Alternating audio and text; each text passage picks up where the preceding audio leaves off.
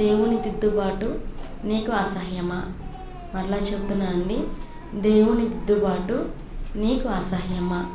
దిద్దుబాటు గురించి మనం ఆలోచన చేయగలిగితే, దిద్దడం ఎక్కడ నేర్పిస్తారు? ప్రారంభంలో పిల్లల్ని స్కూల్కి చేర్పించినప్పుడు స్కూల్లో పిల్లలకి అక్షరాలు దిద్దడం నేర్పిస్తారు.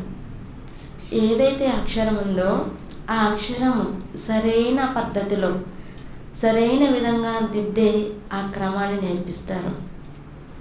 ఇక మరో విషయం గురించి మనం ఆలోచన చేయగలిగితే, పిల్లలు ఇంటిలో తప్పు చేసినప్పుడు, మార్గం తప్పినప్పుడు, మాటలు సరిగా మాట్లాడలేని పరిస్థితులు ఉన్నప్పుడు, చెప్పిన మాటలు విననప్పుడు, అలాంటి పరిస్థితుల్లో తల్లిదండ్రులు పిల్లల్ని దిద్దుతారు. అది తీర్చిదిద్దడం అంటుంటారు కదా. అంటే పిల్లల్ని మంచి మార్గంలో తీర్చిదిద్దడం. ఇక స్కూల్లో కూడా మనం ఆలోచించామనుకోండి, పిల్లలు మంచిగా ర్యాంక్ సంపాదించగలుగుతున్నారంటే, ఇదిగోనండి మమ్మల్ని మంచి మార్గంలో మా టీచరు మాకు మంచి పాఠాలు నేర్పించి మంచి మార్గంలో మమ్మల్ని నడిపించారు కనుకనే మేము ఈరోజు ఇంత ప్రయోజకులు కాగలిగాము అని గొప్పగా చెబుతుంటారు. వాళ్ళు ఆ రోజు తీర్చిదిద్దారు కనుకనే ఈరోజు మేము గొప్ప ప్రయోజకులుగా కాగలిగామని. ఇక మరో విషయాన్ని మనం ఆలోచన చేయగలిగితే, మనము స్కూల్లోనూ లేదు, ఇంట్లోనూ లేము, ఇప్పుడు ఎక్కడ ఉన్నాము? సంఘంలో ఉన్నాము. మరి సంఘంలో కూడా ఏమైనా దిద్దుబాటు జరుగుతుందా? జరగవలసిన అవసరం ఉందా?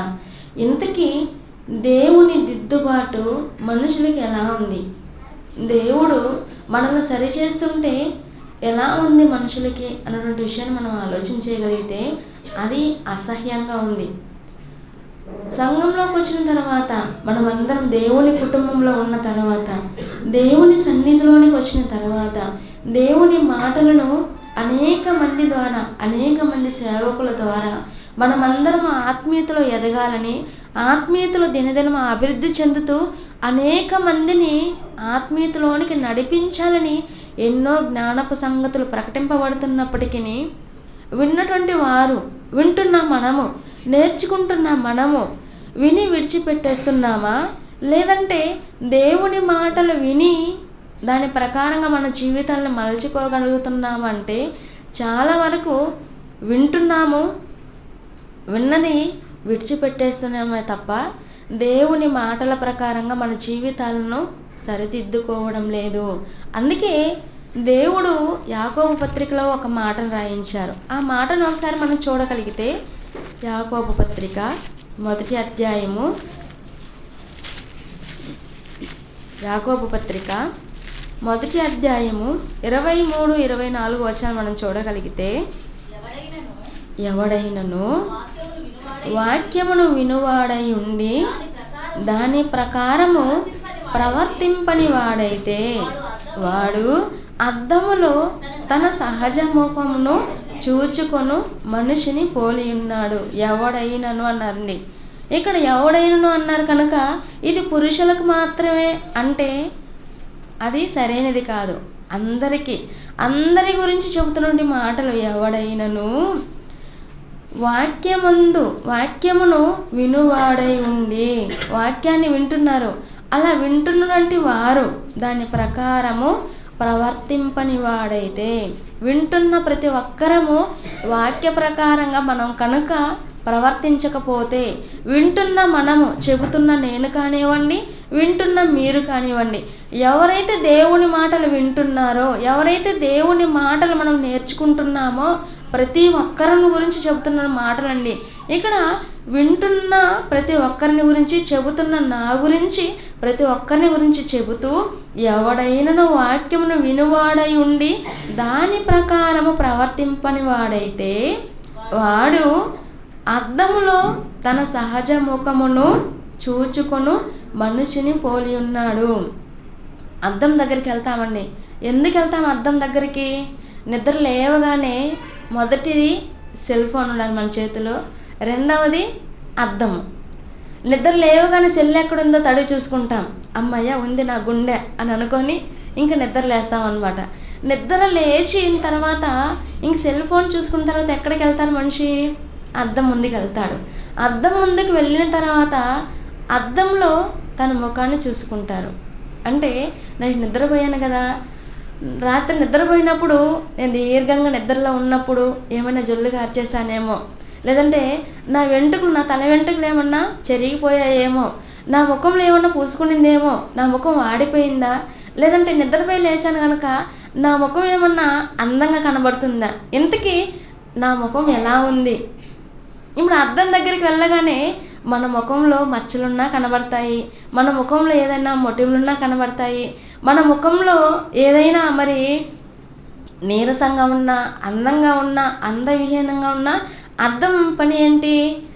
మన ముఖం ఎలా ఉందో అలా చూపించడమే. ఇక్కడ దేవుని మాటల గురించి కూడా చెబుతూ ఏమని చెబుతున్నారు? ఇదిగో మీరు వినువారు మాత్రమే ఉండి మిమ్మల్ని మీరు మోసపుచ్చుకొనకుండా వాక్య ప్రకారము ప్రవర్తించువారినై ఉండి అని చెబుతూ, ఎవడైనను వాక్యము వినువాడై ఉండి దాని ప్రకారం ప్రవర్తింపని వాడైతే వాడు అద్దంలో తన సహజ ముఖము చూచుకొను మనిషిని పోలి ఉన్నాడు. వాడు ఏం చేస్తాడంటే వాడు తన్ను చూచుకొని అవతలికి పోయి తాను ఎట్టివాడో వెంటనే మరచిపోవును కదా. తను ఎలాంటి వాడో మరచిపోతానంట. ఇదిగో మీరు వింటున్న మాటలను మీరు ఏం చేయాలి? అద్దం ముందర ఎలాగైతే మన ముఖాన్ని చూసుకొని ఎలాగైతే మనం సరిదిద్దుకుంటామో, మన ముఖంలో ఏదైనా కాటుకు రాసుకునేది అనుకోండి, అద్దం దగ్గరికి వెళ్ళినప్పుడు పోనీలే కాటుకే కదా ఏం కాదులే అని విడిచిపెట్టాం. ఏం చేస్తాము? వెంటనే సబ్బేసి కడుక్కుంటాం, అంటే నా ముఖము అందంగా కనబడాలి అని. ఇప్పుడు వాక్యం ఎలాంటిది? వాక్యము అద్దం లాంటిది. ఎవరు వచ్చి దేవుని మాటలు చెబుతున్నా, బైబిల్లో దేవుడు రాయించిన ఈ 66 పుస్తకాల్లో ఉన్నటువంటి మాటలు ఇవన్నీ కూడా ఎలాంటి మాటలు అంటే అద్దము లాంటి మాటలు. అలాంటి అద్దము ముందుకు వచ్చినప్పుడు మనము ఎలా ఉండాలి? మన ముఖము అంటే మన ప్రవర్తన ఎలా ఉంది? దేవుని వాక్య ప్రకారంగా ఉందా, లేదంటే దేవుని వాక్య ప్రకారంగా కాకుండా నేనేమైనా నా ఇష్ట ప్రకారంగా మార్చుకుంటున్నానా అని మనల్ని మనమే పరిశీలించుకోవాలంటండి. ఒకవేళ వాడు తన్ను చూచుకొని అవతలకు పోయి తాను ఎట్టివాడు వెంటనే మరిచిపోతానంటండి. కొంతమంది వాక్యం విన్నంత వరకే ఉంటుంది. వాక్యం చెప్తున్నంతసేపు దేవుని మాటలు చెప్తున్నప్పుడు ఇదిగోండి సువార్త కార్యక్రమాలు జరిపించేయాలి, దేవుని మాటలు ప్రకటించేయాలి. మనం అందరం వెళ్ళి సర్వలోకానికి వెళ్ళి సర్వ సృష్టికి నీ సువార్తను ప్రకటించమన్నారు కనుక ఇదిగో వెంటనే ప్రకటించేయాలి అన్నటువంటి ఆలోచన ఎప్పుడు వస్తుంది? దేవుని మాటలలో వింటున్నప్పుడు, దేవుని మాటలలో దైవ సేవకులు పురికొల్పుతున్నప్పుడు అలా ఉంటుంది. వెంటనే కిందకి వేసి ఏంటి దేవుని పనికి నేనే ఇవ్వాలా, ఇంకెవరు లేరా, ఎవరో ఒకరు ఇస్తారులే అన్నటువంటి ఆలోచనతో ఉంటారు. ఇలాంటి మనస్తత్వం కలిగిన వారిని గురించి దేవుడు ఏమని చెబుతున్నాడంటే, వీళ్ళు అద్దం దగ్గరికి వెళ్తారు, తన ముఖాన్ని చూసుకుంటారు, వెంటనే ఆ ముఖం ఎలా ఉందో మర్చిపోతారు. దేవుని మాటలు వింటున్న మనము కూడా మర్చిపోయేవారిగా ఉండకూడదండి. మన ముఖం విషయంలోనే మన విషయంలోనే అంత జాగ్రత్త తీసుకొని అంతగా ఆలోచిస్తూ ఇదిగో నేను గ్లామర్ని పెంచుకోవాలని దినదినము గ్లామర్ని పెంచుకుంటున్నారే, మరి వాక్యం దగ్గరికి వచ్చినట్టు మనము దినదినము ఆత్మీయతలో ఎదగవలసిన అవసరం లేదా? ఎదగాలండి. వాక్యంతో మాట్లాడుతున్నప్పుడు ఇక్కడ మాట్లాడుతున్నటువంటి వ్యక్తిని చూడకూడదు. అక్కడ మాట్లాడుతున్నది ఎవరు రాయించిన మాటలు? దేవుడు రాయించిన మాటలు. దేవుని మాటలు ఇదిగో నా జీవితంలో నా బ్రతుకుని సరిచేయగలుగుతుందా లేదా అన్నటువంటి విషయాన్ని ఆలోచించాలండి. ఒకసారి హెబ్రీలకు రాసిన పత్రిక 4వ అధ్యాయము 12వ వచనంలో ఒక మాటను మనం చూడగలిగితే, హెబ్రీలకు రాసిన పత్రిక 4వ అధ్యాయము 12వ వచనంలో మనం చూడగలిగితే, ఎందుకనగా దేవుని వాక్యము సజీవమై బలము గలదై రెండంచులు గల ఎటువంటి ఖడ్గము కంటెను వాడిగా ఉండి ప్రాణాత్మలను కీళ్లను మూలుగను విభజించినంత మట్టుకు దూరుచు హృదయం యొక్క తలంపులను ఆలోచనలను శోధించుచున్నది. దేవుని వాక్యం అంటండి. దేవుని వాక్యానికి ఉన్నటువంటి శక్తి, దేవుని వాక్యానికి ఉన్నటువంటి బలము అది ఎలాంటిదంటే, ఎందుకంటే దేవుని వాక్యము సజీవమై బలమ కలిగినదై రెండంచులు కలిగినటువంటి ఎటువంటి ఖడ్గము కంటేనూ వాడిగా ఉండి. మనం కత్తి ఉపయోగిస్తుంటాం. ఎందుకు ఉపయోగిస్తుంటాము? కూరగాయలు కట్ చేసుకోవడానికి ఉపయోగిస్తుంటాం. ఇప్పుడు కూరగాయలు కట్ చేసేటప్పుడు దాంట్లో పుచ్చు ఉందనుకోండి, ఏం చేస్తాము? వెంటనే కూర వండుకునేస్తాం కదా. పుచ్చులు ఉన్నటువంటి వాటిని మనం కూర వండుకుంటామా? వండుకోము. పుచ్చులను తీసి ఏం చేస్తాము? పక్కన పెట్టేస్తాం. మంచి వాటిని కూర వండుకుంటాం. ఒకవేళ యాపిల్ పండు ఉంది, యాపిల్ పండు నలిగిపోయింది. నలిగిపోయినటువంటి పండును ఇప్పుడు విభజించాలి. ఏది కావాలి? కత్తి కావాలి. చాకు తీసుకొని మంచిగా ఏదైతే పాడైపోయిందో దాన్ని తీసి పక్కన పడేసి మంచిదాన్ని మనం తీసుకుంటాం. వాక్యం కూడా ఎలాంటిదంటే, దేవుని వాక్యం సజీవమై బలము గలదై రెండంచులు గల ఎటువంటి ఖడ్గము కంటేనూ వాడిగా ఉండే. అంటే రెండంచులు గల ఎటువంటి ఖడ్గము కంటేనూ వాడిగా ఉండి, ఇది ఎంతవరకు వెళ్తుందంటే ప్రాణాత్మలను, కీళ్లను, మూలులను విభజించినంత మట్టుకు దూరుచు హృదయం యొక్క తలంపులను, ఆలోచనను శోధించుచున్నది. వాక్యానికి ఉన్నటువంటి శక్తి అండి, వాక్యానికి ఉన్నటువంటి బలము. ఇదిగో మరి దేవుని సన్నిధిలో ఉన్నటువంటి మనము మాటల ద్వారానా, మన చూపుల ద్వారానా, మన ప్రవర్తన ద్వారానా ఎవరి మనసులను నొప్పించుకునే విధంగా ఉన్నప్పుడు, ఎవరి ఎడలైనా అసభ్యంగా ప్రవర్తించినప్పుడు, దేవుని మాటలు చెబుతున్నప్పుడు ఆ మాటలు ఎలా ఉంటుందండి? అవును కదా, నా సహోదరి ఎడల నేను ఈ పొరపాటు చేశాను అని మనకి వాక్యం ఎలా ఉంటుందంట? గుచ్చుకుంటూ ఉంటుంది లోపల. అవును, నేను దేవునికి విరోధంగా నేను పాపం చేశాను, దేవునికి అయిష్టమైన కార్యం చేశాను, దేవుని సంఘంలో నుండి పిల్లల విషయంలో ఇదిగో నేను పొరపాటు చేశాను, నేను తప్పిదం చేశాను అని వాక్యంతో దేవుని పిల్లలు మాట్లాడుతున్నప్పుడు ఆ వాక్యం ఏం చేస్తుందంటే లోపలికి వెళ్ళి సరి చేసే పనిలో ఉంటుందండి, విభజించే పనిలో ఉంటుంది. అలా వాక్యాన్ని కనుక చెబుతున్నప్పుడు ఒకవేళ నేను స్వీకరించలేదా, నీ మనసు ఎలాంటిదంటే కఠినమైనది. అందుకే దేవుడు కయీను గురించి రాయిస్తూ, కయీను హేబేలును చంపినప్పుడు ఏం చేశాడు? దేవుడు వచ్చి అడిగినప్పుడు ఏంటి మరి కయీను, నీ తమ్ముడు ఎక్కడ అని అన్నప్పుడు ఏం చెప్పారు? తండ్రి, పొరపాటయింది, క్షమించండి, నేను ఇంకెప్పుడు నా జీవితంలో ఇలాంటి తప్పిదం నేను చేయను అని ఒక మాట చెప్తే పోయిండేది కదా. లేదండి, ఏం చెప్పారు? నేనేమన్నా నా తమ్ముడికి నేను కావాలి వాడినా, నేను వాచ్మెన్నా, నేనేమన్నా వాచ్మెన్ డ్యూటీ చేస్తున్నానా అని మాట్లాడుతున్నానంటే ఎంత తలతిమురు సమాధానం అండి. అంటే దేవునికి అంతగా సమాధానం చెబుతున్నాను. ఈరోజు కూడా దేవుని మాటలు చెబుతున్నప్పుడు, దేవుని పిల్లల విషయంలో మాట్లాడుతున్నప్పుడు చాలామంది ఇలానే ఆలోచిస్తుంటారండి. ఏంటి మీరు నాకు చెప్తున్నారా? నాకు చెప్పి అంత పెద్దవాళ్ళ అంటే మీరు సరి చేస్తున్నారా? చేసిన తప్పులను ఒప్పుకోవచ్చు కదా. ఇదిగో సంఘం మన గుండా పాడు కాకూడదు. మన నోటి మాట ద్వారా కానీ, మన ప్రవర్తన ద్వారా కానీ, మన వలన సంఘంలో ఉంటే ఏ కుటుంబానికి ఇబ్బంది కలగకూడదని దేవుని మాటల ద్వారా చెబుతున్నప్పుడు ఏం చేయాలి? మనల్ని మనమే దేవుని మాటల ద్వారా సరి చేసుకోవాలి. అలా సరి చేసుకుంటే ఇదిగో ఉన్నతంగా మన జీవితం ఉంటుందండి. ఒకవేళ అలా సరి చేసుకొనక కయ్యూనులాగా తిరగబడ్డామనుకోండి, ఎలా ఉంటుంది? కయ్యూను జీవితం ఎలా మారిపోయింది? ఒక దేశ దిమ్మరిగా మారిపోయాడు. దేశ దిమ్మరిగా తిరగడానికి మరి వెళ్ళిపోయాడండి. మరి అంతటి శిక్షణ అనుభవించే వారిగా మనం ఉండకూడదండి.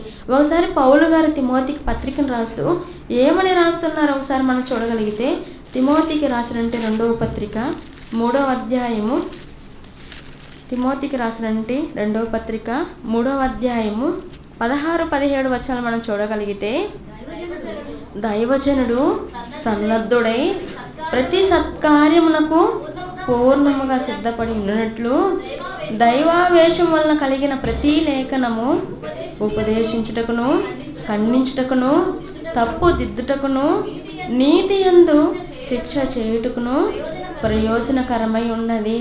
ఇదిగో తిమోతి, నువ్వు ఒక మంచి సేవకుడుగా నువ్వు వెళ్తున్నప్పుడు, మంచి సేవకునిగా నువ్వు పనిచేస్తున్నప్పుడు ఇదిగో ఎలా ఉండాలో తెలుసా, ఇలా ఉండాలి తిమోతి అని పౌలు గారు తిమోతికి చెప్తున్నారండి. ఏమని చెప్తున్నారు? దైవజనుడు సన్నద్ధుడై ప్రతి సత్కార్యములకు పూర్ణంగా సిద్ధపడి ఉన్నట్లు దైవావేశం వలన కలిగిన ప్రతి లేఖనము ఇది మనుషుని వలన కలిగినది కాదు. ఎవరి వలన కలిగినది? దైవావేశం వలన కలిగిన ప్రతి లేఖనను ఉపదేశించుటకును, ఖండించుటకును, తప్పుదిద్దుటకును, నీతి యందు శిక్ష చేయుటకును ప్రయోజనకరమై ఉన్నదని చెబుతున్నారండి. ఈరోజు దేవుని మాటలు వింటున్న మనము, దేవుని మాటలు నేర్చుకుంటున్న మనము, దేవుని సేవకుల ద్వారా ఎన్నో లేఖనాల పరిశోధన సదస్సు ఈ నెలకి 120 లేఖనాల పరిశోధన సదస్సు. ఈ 120 లేఖనాల పరిశోధన సదస్సు మరి జరుగుతుందంటే ఎన్ని పాఠాలు నేర్చుకున్నట్లు? 120. కేవలం నెలకి ఒకటి అని అనుకుంటే అలా 120. మధ్యలో లాక్డౌన్లో మరి 2 సంవత్సరాల వరకు లేఖనాల పరిశోధన సదస్సులు లేవు. ఒక 24 తీసేసిన సుమారు మనం ఇప్పుడు 120 లేఖనాల పరిశోధన సదస్సులో ఉన్నాం. ఇవి కాకుండా వారము అనేక మంది సేవకుల ద్వారా ఆత్మీయతలో బలపడాలని ఎన్నో దేవుని మాటలు నేర్చుకుంటున్నాం. ప్రతి వారం తిరుపతిలో, చంద్రగిరిలో, అదేవిధంగా మరి ఉప్పరపల్లి ప్రాంతంలో లేఖనాల పరిశోధన సదస్సుల ద్వారా మన ఆత్మీయ తండ్రి గారి ద్వారా, లాజరస్ ప్రసన్న బాబు గారి ద్వారా ఎన్నో లైవ్ కార్యక్రమాలు. ఇన్ని మాటలు వింటున్నా మన జీవితంలో మార్చుకోవడం లేదంటే కారణం ఇదిగో మరి మాంసపు గుండెను దేవుడిస్తే ఆ హృదయాన్ని ఎలా మార్చుకునేస్తున్నారు? రాతి గుండెగా మార్చుకునేస్తున్నారండి. రాయిగా మారిపోతున్నారు. ఇచ్చినది సున్నితమైన గుండెను దేవుడిస్తే ఆ గుండెను, హృదయాన్ని కఠినపరుచుకునేస్తున్నారు. దేవుని పని విషయంలో, దేవుని సంఘం విషయంలో ఇలాంటి వారిగా మనం ఉండకూడదండి. అందుకే దేవుడు మరి పౌలు గారి ద్వారా మాట్లాడుతూ, తిమోతి మరి నీవు మంచి ఉపదేశాన్ని ఉపదేశించు. అలా ఉపదేశిస్తున్నప్పుడు ఇదిగో ఈ వాక్యం వింటున్న నా పిల్లలు వారు తమ జీవితంలో జరుగుతున్న ఆ సంఘటనలను దిద్దుకుంటారేమో. ఇదిగో ఇప్పటి వరకు ఒక దినము వస్తుందంటే మన జీవితంలో ఒక నూతన దినాన్ని మనం చూడగలుగుతున్నామంటే ఇది మన వలనైతే కాదండి, దేవుడు మనకు అనుగ్రహిస్తే తప్ప. ఎందుకు అనుగ్రహిస్తున్నాడు? నా పిల్లలు ఇకైనా మారుతారు, తప్పుని దిద్దుకుంటారు, ఇక వారి జీవితంలో ఎలాంటి తప్పులు చెయ్యరు, అలా తప్పు దిద్దుకొని నా కొరకు ఆలోచిస్తారు అనే మన జీవితంలో ఒక దినాన్ని దేవుడు అనుగ్రహిస్తున్నారండి. అలా ఇస్తున్న దినాలని మనము వృధా చేసేవారిగా మనం ఉండకూడదు. ఒకసారి బైబిల్ పట్టణంలో చదువుకున్నట్టు మాటల్లోనికి మనం రాగలిగితే కీర్తనల గ్రంథము 50వ అధ్యాయము, కీర్తనల గ్రంథము 50వ అధ్యాయము 17వ వచనంలో మనం చూడగలిగితే, దిద్దుబాటు నీకు అసహ్యము కదా, నీవు నా మాటలను నీ వెనుకకు త్రోసివేసేదు. చాలామందిని మనము మాట్లాడామనుకోండి, అమ్మ మీరు చేస్తున్నది ఇది పొరపాటు, ఇది తప్పు, అయ్యా మీరు చేస్తున్నది ఇది తప్పు. సహోదరుల మధ్య విభేదాలను పుట్టించకూడదు, సహోదరునితో ఐక్యత కలిగి ఉండాలి, సహోదరుని సంఘానికి నడిపించాలి అని మనం చెప్పామనుకోండి, వారు దాన్ని మంచిగా స్వీకరిస్తారంటే స్వీకరించకపోగా ఎన్నో మాటలు సహోదరుని లేనప్పుడు మాట్లాడుకుంటుంటారు. అలాంటి వారిని మనం సరిచేయాలని, దేవుని మాటలతో మరి వారిని నిలవబెట్టాలని మనం ఆలోచిస్తున్నప్పుడు అలాంటి వారికి దేవుని మాటలు ఎలా ఉంటాయంట? దిద్దుబాటు చేస్తున్నప్పుడు అవి వాళ్ళకి అసహ్యంగా ఉంటుంది. అది ఎలా ఉంటుంది? చూడగానే దేన్ని అసహించుకుంటామో? మంచి బిర్యానీ వండి ఉంచారనుకోండి, దాన్ని చూసి మనం అసహించుకుంటామా? అసహించుకోము. ఎలా ఉంటుంది? ఎప్పుడెప్పుడు మనకి ఆరాధన అయిపోతుందా, ఎప్పుడెప్పుడు మనము భోజనం ఆరగిద్దామా, ఇలా ఆలోచిస్తాము. అదే కనుక ఏదైనా ఒక అసహ్యం ఉంది, ఒక పిల్లవాడు వామిటింగ్ చేసుకున్నాడు అనుకోండి, ఎలా ఉంటుంది? అందరి ముఖాలు వికారం చేసుకొని ఎప్పుడెప్పుడు నాయన ఇక్కడి నుంచి మనము బయట వెళ్ళిపోవాలని ఇలా ఆలోచిస్తారు. అంటే దిద్దుబాటు కూడా ఎలా ఉంటుందంట? దేవుని మాటలతో సరిచేస్తున్నప్పుడు వారికి అసహ్యంగా ఉంటుందంట. నీవు నా మాటలను నీ వెనుకకు త్రోసివేసదు. దేవుని మాటలు కదా అని అనుకోవాలంటండి, దేవుని మాటలను వెనక్కి త్రోసివేస్తారంటండి. ఒకసారి మనం సామెతల గ్రంథంలో మరో మాటను మనం చూడగలిగితే, సామెతల గ్రంథము 28వ అధ్యాయము 13వ వచనాన్ని మనం రాగలిగితే, సామెతల గ్రంథము 28వ అధ్యాయము 13వ వచనానికి రాగలిగితే, అతిక్రమమును దాచిపెట్టువాడు వర్ధిల్లడు, వాటిని ఒప్పుకొని విడిచిపెట్టువాడు కనికరము పొందును. చాలామంది అతిక్రమం చేస్తుంటారండి. అతిక్రమం చేసి దాన్ని ఏం చేస్తారు? దాచిపెడుతూ ఉంటారు. అలా దాచిపెట్టేవాడు వర్ధిల్లుతాడని చెప్పారా, వర్ధిల్లుడని చెప్పారా? వర్ధిల్లడు. ఇదిగో నువ్వు ఎలా ఉండాలంటే క్రమంలో ఉండాలి, క్రమాన్ని తప్పిపోకూడదు. అలా ఒకవేళ క్రమాన్ని తప్పి అతిక్రమం చేసావా, అలాంటి వాటిని నువ్వు ఏం చేయాలి? విడిచిపెట్టేయాలి. విడిచిపెడితే నువ్వు కనికరాన్ని పొందుతావు. ఒకవేళ నువ్వు పెట్టలేదా, అప్పుడు నీవు కనికరాన్ని పొందవు. ఎక్కడికి వెళ్ళిపోతావు? నిత్యాగ్ని శిక్షకు వెళ్ళిపోతారండి. అతిక్రమము దాచిపెట్టువాడు వర్ధిల్లడు, వాటిని ఒప్పుకొని విడిచిపెట్టువాడు కనికరము పొందును. మరి దేవుడు ఎన్నో జ్ఞాన సంగతులు మన కొరకు రాయించి ఇచ్చారండి. ఎన్నో మాటలు మన కొరకు రాయించి ఇచ్చారు. పాత నిబంధన కాలంలో మనము ఒకరి గురించి మనం ఆలోచన చేయగలిగితే దావీదు గారు ఎవరంటే, గొర్రెల కాపరిగా ఉన్నటువంటి దావీదు గారిని దేవుడు ఒక రాజుగా చేశాడు. అలా రాజుగా ఒక ఉన్నతమైన స్థానంలో దేవుడు అతను రాజుగా ఉంచితే ఆయన ఏం చేశారు? నేను రాజుని కదా అని అనుకొని అతను ఊరియా భార్యని కావాలనుకున్నాడండి. అతను సాయంకాలం వేళ మేడ మీద అలా తిరుగుతున్నప్పుడు స్నానం చేస్తున్నట్టు ఒక స్త్రీ కనబడ్డారు. ఇంతకీ ఈమె ఎవరు అని విచారణ చేశారు. ఎవరని విచారణ చేయగానే, ఇదిగో ఈమె ఎవరంటే పలానా ఊరియా భార్య, ఇతను ఎక్కడున్నాడని ఆలోచన చేసినప్పుడు ఇతను యుద్ధంలో ఉన్నాడు, యుద్ధానికి వెళ్ళి ఉన్నాడు అని చెప్పగానే వెంటనే ఆమెను తీసుకొని వచ్చేయండి అని రాజు ఆజ్ఞ ఇస్తాడు. అలా రాజు ఆజ్ఞ ఇవ్వగానే దావీదు కొరకు ఆ ఊరియా గారి భార్యని తీసుకొని వచ్చి ఇవ్వడం జరుగుతుందండి. అలా ఊరియా గారి భార్యను అతను తీసుకొని వచ్చినందుకు దేవుడు నాతాను ప్రవక్త ద్వారా గద్దిస్తారు. ఇదిగో దావీదు, నీవు చేసింది ఏంటో తెలుసా? నువ్వు చాలా తప్పు చేశావు.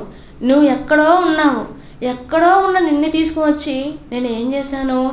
రాజుగా నేను సింహాసనాన్ని ఎక్కిస్తే నీకు భార్య లేనట్టుగా, భార్య లేదు అని అనుకొని నువ్వు ఎవరిని తెచ్చుకున్నావు? ఇంకొకరు భార్యను తెచ్చుకున్నావు. ఇది మంచిది కాదు. నీ జీవితంలో నువ్వు ఏం చేయాలి? నీవు సరిదిద్దుకోవాలి అని నాతాను ప్రవక్త ద్వారా దేవుడు తన మాటలను చెప్పి పంపారండి. ఎలాంటి మాటలు మరి నాతాను గారు చెబుతున్నారు దావీదు గారికి, ఆ సందర్భం గురించి మనం ఆలోచన చేయగలిగితే ఒకసారి ఆ మాటల్లోనికి మనం రాగలిగితే, సమూయేలు రెండవ గ్రంథము 12వ అధ్యాయము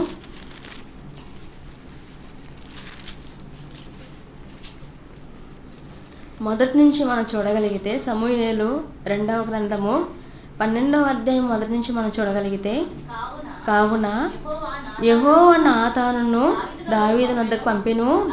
అతడు వచ్చి దావీదుతో ఇట్లనెను, ఒకానొక పట్టణమందు 2 మనుషులు ఉండిరి.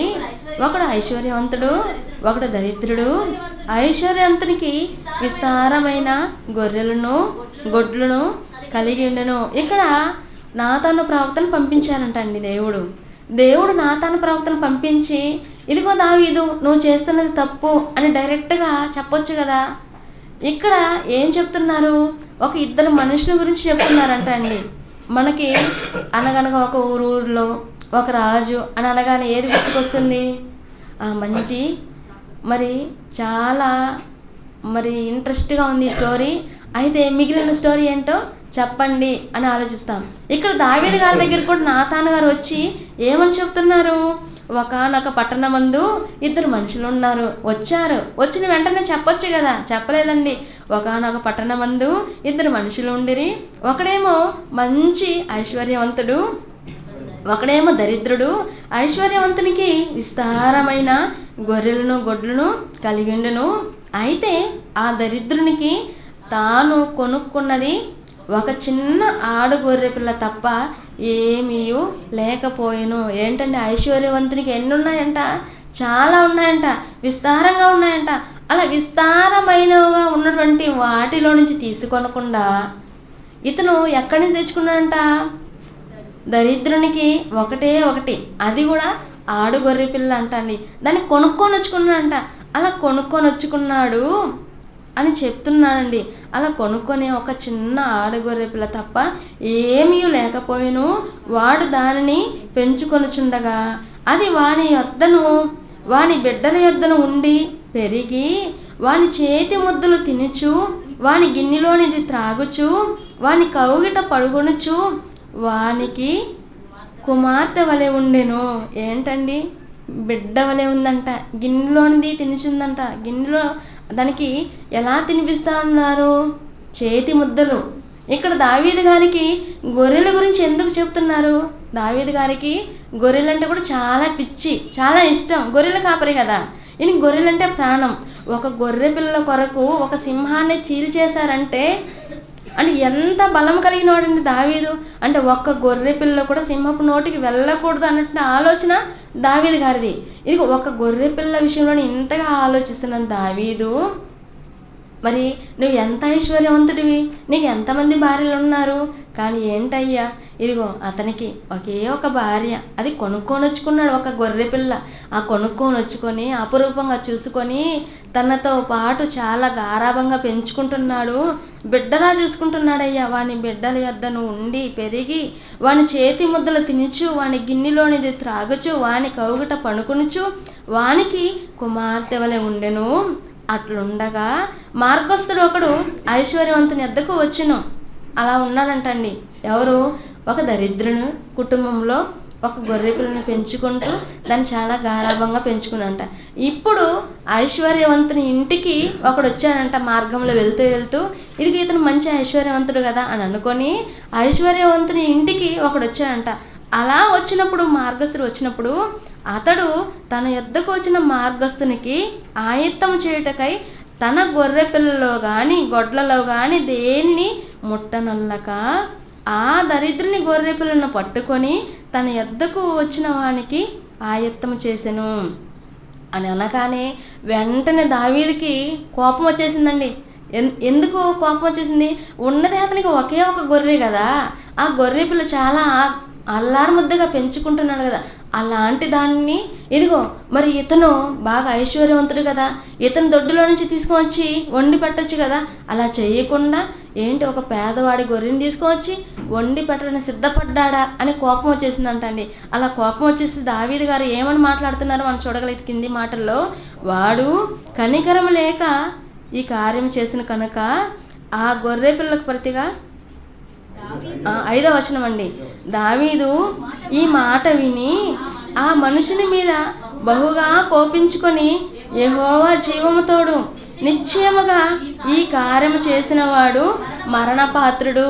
అంటే తన గురించి అని తెలియదండి, తన గురించి అని తెలియకుండా వెంటనే కోపం వచ్చేసి వెంటనే కోపగించుకొని మాట్లాడుతున్నాడు దావీదు. ఆ మాట విని బహు కోపంతో మరి కోపగించుకొని ఇదిగో ఎలా మాట్లాడుతుంటారు, దైవ ప్రమాణకంగా సత్యంగా, ఇదిగో నేను సత్యం అంటే సత్యం చేస్తుంటారు. ఎందుకు నిజం అని చెప్పరండి, సత్యంగా దైవ ప్రమాణంగా అని చెప్తుంటారు కదా. అలాగా యెహోవా జీవం తోడు నిశ్చయముగా ఈ కార్యం చేసిన వాడు ఇక భూమి మీద బ్రతకకూడదు, ఏమైపోవాలి, మరణపాత్రుడు కావాలి అని అన్నారంటండి.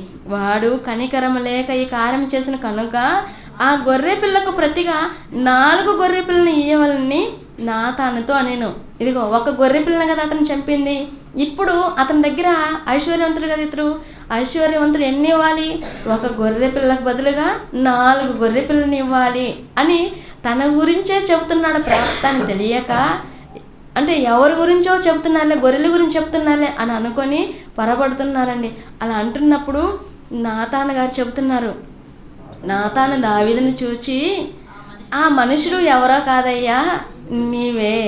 ఆ మనుషుడు ఎవరు అనుకుంటున్నావు, ఎవరో కాదు నీవేం చెప్తున్నానండి, ఆ మనుష్యుడు నీవే. ఇశ్రాయేలుల దేవుడైన యెహోవా సెలవిచ్చినది ఏమనగా, ఇశ్రాయేలు మీద నేను నిన్ను రాజుగా పట్టాభిషేకం చేసి సౌలు చేతిలో నిన్ను విడిపించి నీ యజమానుని నగరాన్ని నీకు అనుగ్రహించి నీ యజమానుని స్త్రీలను నీకు అవుట చేర్చి ఇశ్రాయేలు వారిని యూదా వారిని నీకు అప్పగించుతని, ఇది చాలదని నీవు అనుకుని ఎడల నేను మరీ ఎక్కువగా నీకు ఇచ్చిందను కదా. ఇదిగో ఇవి నాకు చాలదని ఒకవేళ నువ్వు అనుకుని ఉంటే నేను మరీ ఎక్కువగా నేను నీకు ఇచ్చి ఉంటాను కదా అని చెబుతూ నీవు యెహోవా మాటను తృణీకరించి ఆయన దృష్టికి చెడుతనము చేసితివి. ఏమి ఎందుకు చేశావు? నువ్వెందుకు చెడుతనం చేశావు? దేవుని దృష్టికి నువ్వు ఎందుకు చెడు కార్యం చేశావు? ఇదిగో హిత్తీయుడు అగు ఊరియాను నువ్వేం చేశావు? కత్తితో చంపించేశావు. కత్తితో చంపించి అతని భార్యను నీకు భార్యగా అగునట్టు నీవు పట్టుకుని ఉన్నావు కదా, ఇదేమైనా మంచిదేనా అని చెప్పి, ఇదిగో మరి ఎలా ఉంటుందంటే నీ కుటుంబము ఎల్లప్పుడూ మరి నీ కుటుంబానికి సదాకాలం. కింది మాటలోనికి రాగలిగితే 10వ వచనంలో, నీవు నన్ను లక్ష్యము చేయక హిత్తీయుడగు ఊరియా భార్యను నీకు భార్యగా ఆగినట్లు తీసుకొని నందున నీ ఇంటి వారికి సదాకాలము యుద్ధము కలుగును అని దేవుడు చెప్పారండి. దేవుని మాటగా నాతాను ప్రవక్త ద్వారా పలికించారండి. అలా పలికినందుకు దావీదు గారు పశ్చాత్తాపడిపోతున్నారు.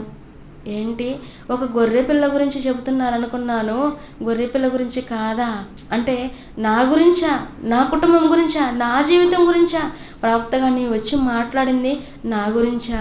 ఇదిగో అక్కడ వెంటనే అతడు చనిపోవాలి అన్నంత కోపంతో నేను మరి లేచానే అంటే ఇది గొర్రెపిల్ల గురించి కాదా, నా గురించేనా అని అనుకొని బాధపడి పశ్చాత్తాపడిపోయానంటండి. అలా పశ్చాత్తాప పడిపోయి రాసిన కీర్తనే 51వ కీర్తన. ఒకసారి ఈ అధ్యాయంలోని కిందికి రాగలిగితే 13వ వచనం చూసుకొని మళ్ళీ కీర్తనలోనికి వెళ్దామండి. 13వ వచనం, నేను పాపము చేసినని దావీదు నాతానుతో అనగా నాతాను నీవు చావకుండానట్లు యెహోవా నీ పాపమును పరిహరించెను. దేవుని ఎదుట పశ్చాత్తాప పడిపోతున్నానండి.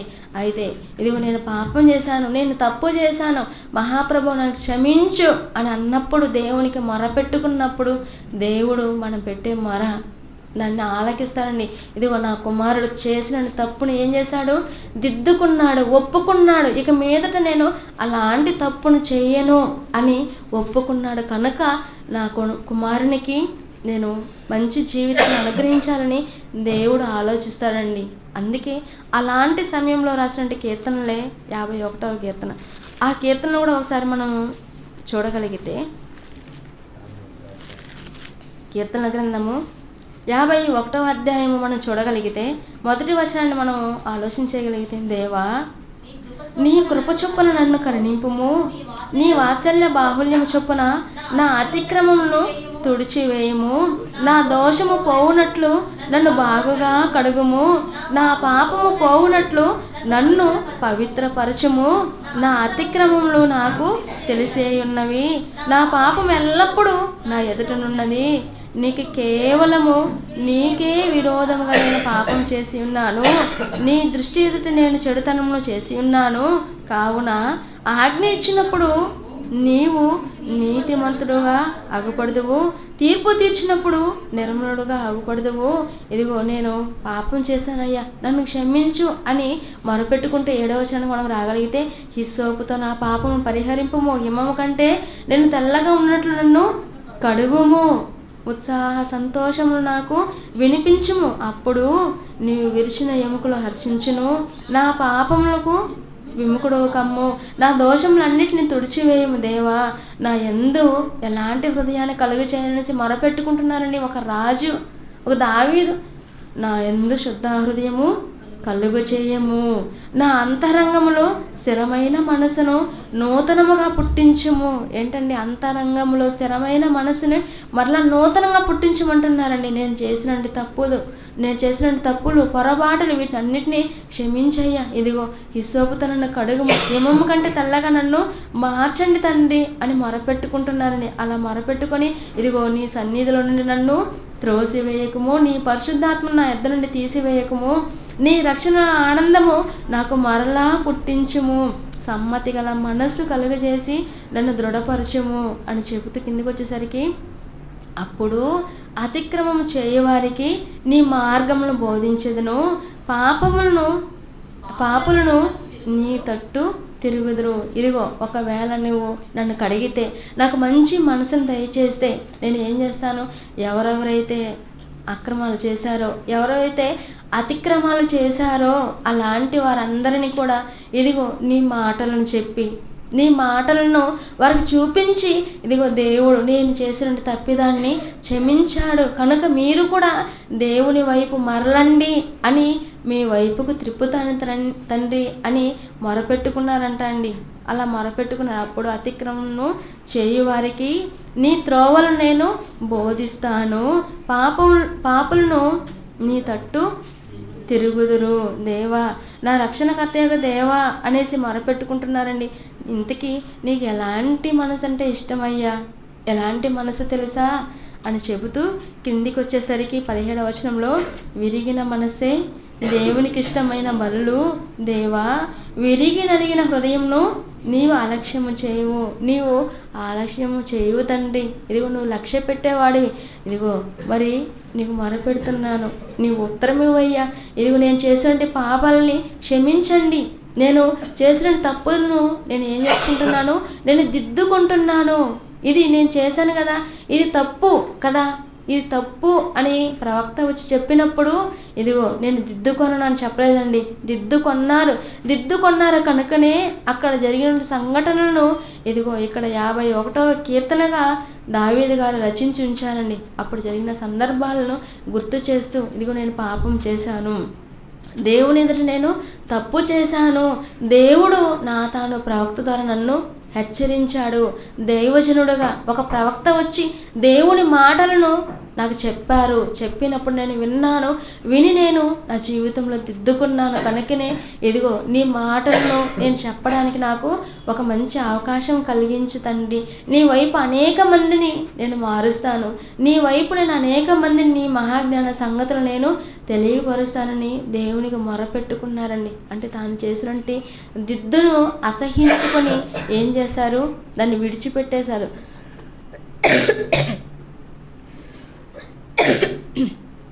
అలా విడిచిపెట్టేశారు కనుకనే ఇదిగో దావీదు గారి గురించి దేవుడు చెబుతూ, దావీదు ఎలా ఉన్నారంటండి, దావీదు నా ఇష్టానుసారుడైన మనుష్యుడు. నా ఉద్దేశాలన్నీ కూడా ఎవరు నెరవేర్చారంట, దేవుని ఉద్దేశాలను నెరవేర్చాలంటే ఒక వ్యక్తిగా, ఒక రాజుగా దావీదు గారు కనబడుతున్నారండి. అంటే ఒక తప్పు చేసినప్పుడు దైవజనుడు వచ్చి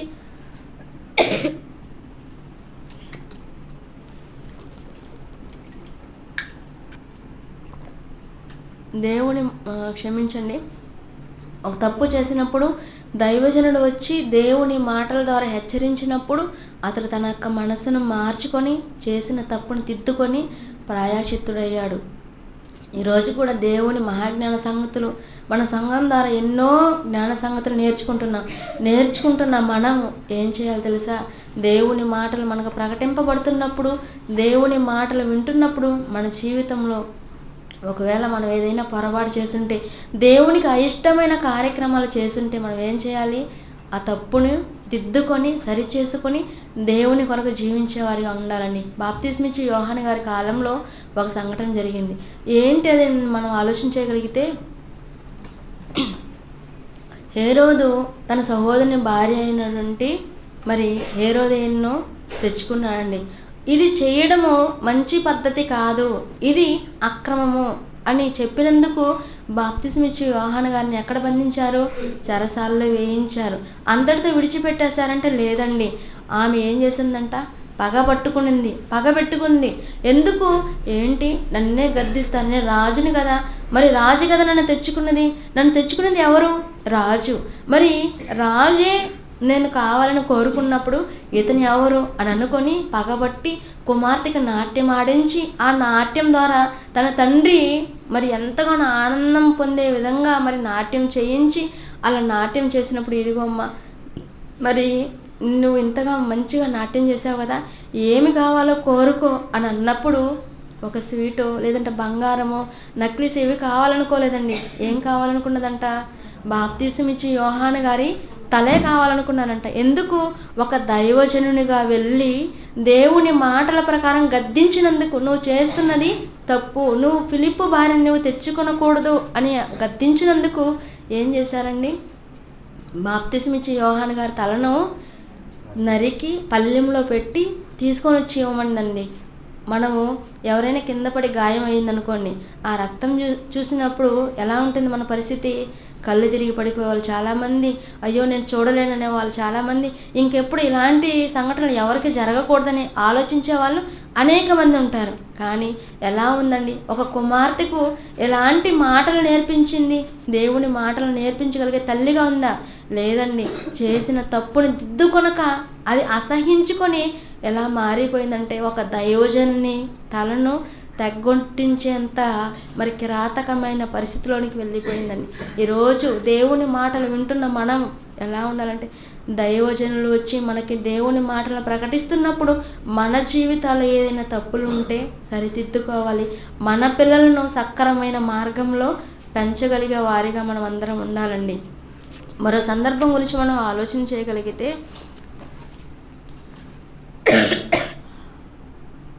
మరి నినివే పట్టణస్థులు ఉన్నారు. నినివే పట్టణస్థులు ఎలా ఉన్నారంట? దేవుడు వారిని హెచ్చరించినప్పుడు, ఇదిగో మరి వెళ్ళి నువ్వు ప్రకటించు అని ఎవరిని పంపారు? యోనా గారిని పంపారు. పట్టణంలో ఉన్న వారందరూ మారారా లేదా? అందరూ మారారండి. ఇదిగో మేము చేస్తున్నది తప్పు అని తమ తప్పును దిద్దుకొన్నారు. దైవజనుడు వచ్చి ప్రకటించినప్పుడు, దేవుని మాటలు చెబుతున్నప్పుడు పట్టణంలో ఉన్న వారందరూ కూడా ఉపవాసం ఉండి ఎలా ఉన్నారంట అండి? వారి పశువులేమి వాళ్ళు అందరూ గోనె పట్టలను కట్టుకొని, ఇదిగో మహాప్రభు, ఇదిగో నీ ఉగ్రత నుంచి మమ్మల్ని తప్పించండి, మమ్మల్ని కాపాడండి, ఇదిగో మా జీవితాలను మేము దిద్దుకుంటాము అని అనుకున్నందుకు పట్టణమే కాపాడబడిందండి. నోవహు గారి కాలంలో దేవుని మాటలు ప్రకటింపబడుతున్నప్పుడు అక్కడ ఉన్నట్టు వారు ఏమన్నా మారారా? లేదండి. దైవజనుడుగా ఆ రోజు ఒకవైపు ఓడ నిర్మించుకుంటూ ఒకవైపు దేవుని మాటలను ప్రకటిస్తున్నప్పుడు వారు తమ ప్రవర్తనను దిద్దుకోలేదండి. ఎంతగానో మరి దేవుని మాటలు ప్రకటింపబడుతున్నా వారు దిద్దుకొనక ఏం చేశారంటే, ఇదిగో మరి దేవుని వైపు ఎదురు తిరిగినట్లు కనబడుతుంది. మరి నోవహు గారి కాలం ఎంతమంది రక్షింపబడ్డారు, ఎంతమంది మరి ఓడలోనికి వచ్చారని మనం ఆలోచన చేయగలిగితే, జంతువులైతే దేవుని మాటను విన్నాయి, దైవజనుని మాటని విన్నాయి. కానీ మనిషి అయితే వినలేదండి. ఆ కాలంలోనే అంత భయంకరంగా ఉన్నారంటే, మరి ఈ కాలంలో నేడు ఎలాంటి పరిస్థితిలో ఉన్నారండి? చాలా మరి అయోమయమైన పరిస్థితిలో నేడు సమాజం ఉంటుందండి. అలాంటి వారికి దేవుని మాటలు నేర్చుకుంటున్న మనము మన జీవితాల్లో దేవుని మాటలు ప్రకటింపబడుతున్నప్పుడు మన జీవితాలను దిద్దుకోవాలి. మనం మాత్రమే కాకుండా అనేక మందిని కూడా దేవుని మాటలతో దిద్దే ప్రయత్నం మనం చేయాలి. అలా చేసినప్పుడు అలా మనసు మార్చుకొని దేవుని సన్నిధిలోనికి వచ్చినప్పుడు ఎలా ఉంటుందండి? దేవుని సన్నిధిలో దేవునికి ఆనందంగా ఉంటుంది. అందుకే దేవుడు ఒక మాటను రాయిస్తూ, ఎప్పుడు తండ్రికి సంతోషం అంటే 99 మంది నీతిమంతులుగా ఉన్నప్పుడు కాదంటండి, ఒక పాపి మారు మనసు పొంది రక్షణ పొందినప్పుడు మాత్రమే అప్పుడే దేవునికి సంతోషం కలుగుతుందంట. అందుకే దేవుని మహాజ్ఞాన సంగతులు మన ఆత్మీయ తండ్రి గారు వృద్ధాప్యంలో ఉన్నప్పటికీ ఎన్నో జ్ఞాన సంగతులు మనకు నేర్పిస్తున్నారు. ఆయన కూర్చోవడానికి బలం లేకపోయినప్పటికీ, దేవుని మాటలను ప్రకటించడానికి ఆరోగ్యం సహకరించకపోయినప్పటికీ, ఇదిగో దేవుని మాటలు చెబుతున్నారండి. చెబుతున్నప్పుడు వింటున్న మనము దేవుని కొరకు ఆలోచించే వారిగా ఉండాలండి. ఒకసారి బైబిల్ పట్టణంలో చదువుకున్న మాటలను చివరిగా మనం చూడగలిగితే, యెహెజ్కేలు గ్రంథము